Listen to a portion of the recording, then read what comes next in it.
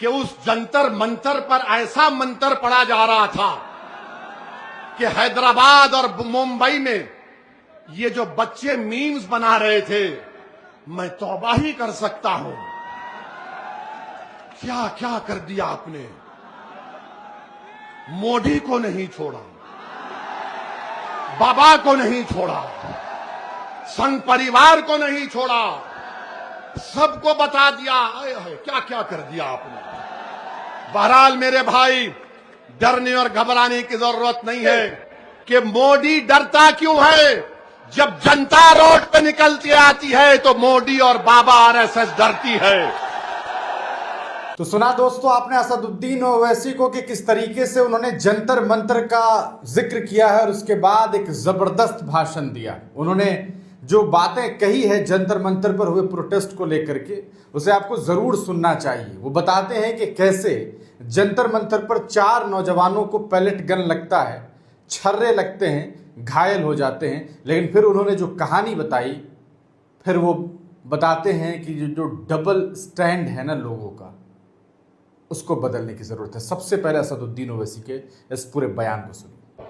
जो कुछ दिल्ली में हुआ, मैं इसका कंडेम करता हूं कि 4 बच्चों पर मोदी के हुक्म पर पैलेट गन चलाई गई, जिसमें एक बच्चे का नाम शेख इरशाद मंसूरी भी था, जो जबलपुर मध्य प्रदेश का, जिसने बीएससी और एमबीए की तालीम हासिल की। उस पर पैलेट गन की गोलियां चलाई गईं, 12 बोर। और वो उस बच्चे से मुलाकात केंद्र के मंत्री नड्डा साहब जाकर मिले। उस शेख इरशाद मंसूरी से जब नड्डा साहब ने पूछा कि तुम वहां क्यों गए थे, तुम वहां क्यों गए थे, तुम यहां पर क्यों आए, लोग पूछेंगे तुमको। आप यहां पर आए तो बाज लोग पूछेंगे चमचे सप्पा के, अरे तुम क्यों गए।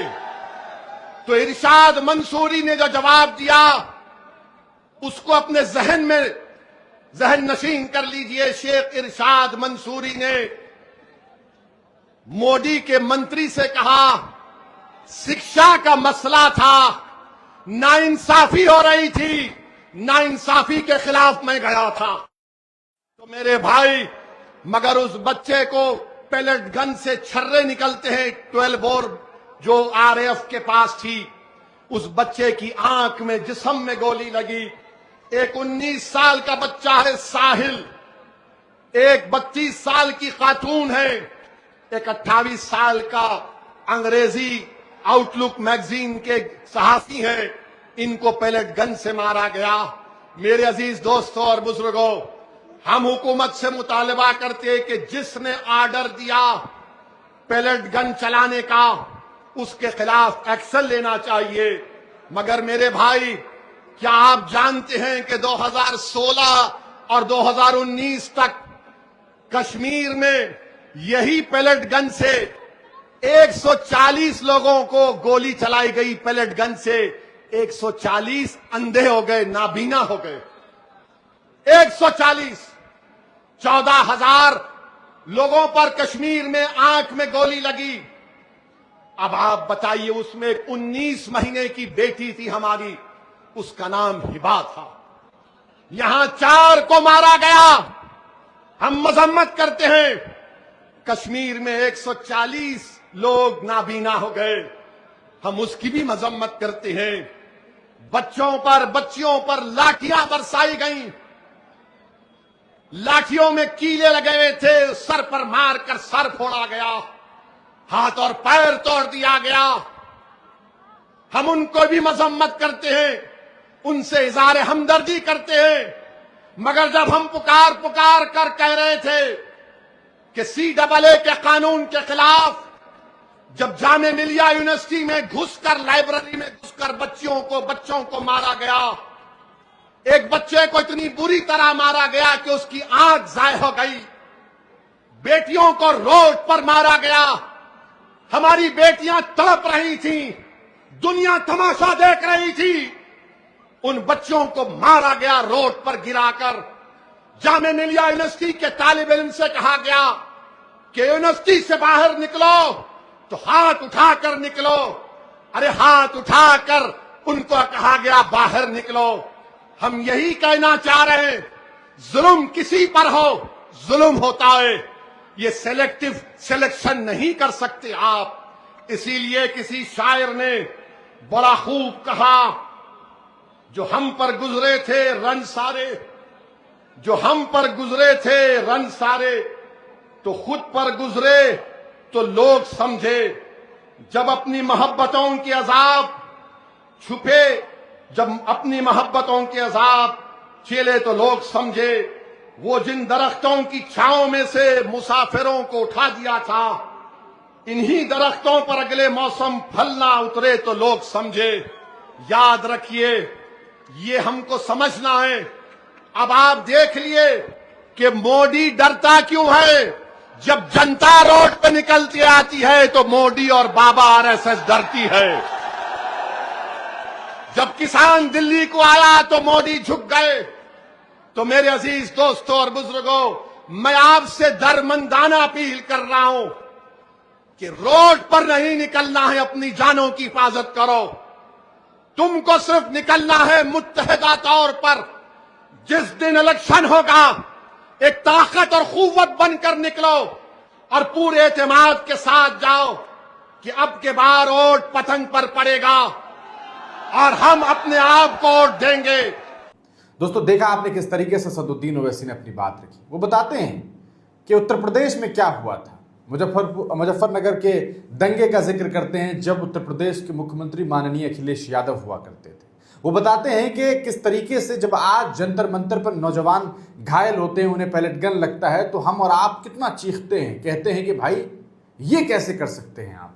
लेकिन जब वही पैलेट गन का इस्तेमाल जम्मू कश्मीर में किया गया, मुस्लिम नौजवानों को घायल किया गया, 140 से ज्यादा बच्चों की आंखें खराब हो गई, तब यह आवाज उतनी मजबूती के साथ क्यों नहीं गूंजी। वो सवाल उठाते हैं कि याद कीजिए, जब जामिया मिल्लिया इस्लामिया यूनिवर्सिटी में किस तरीके से यूनिवर्सिटी कैंपस के अंदर घुस करके लाइब्रेरी में लाठियां बरसाई गई थी, लाठी चार्ज किया गया था। जो बच्चे पढ़ रहे थे, तालीम हासिल कर रहे थे, उनका क्या दोष था। एक बच्चे की आंखें घायल हो गई थी, वो एक आंख से आज तक माजूर है। आखिरकार कौन जिम्मेदार। तब यह आवाज क्यों नहीं गूंजी। लेकिन अच्छा है कि देश में अब तो आवाज निकल रही है।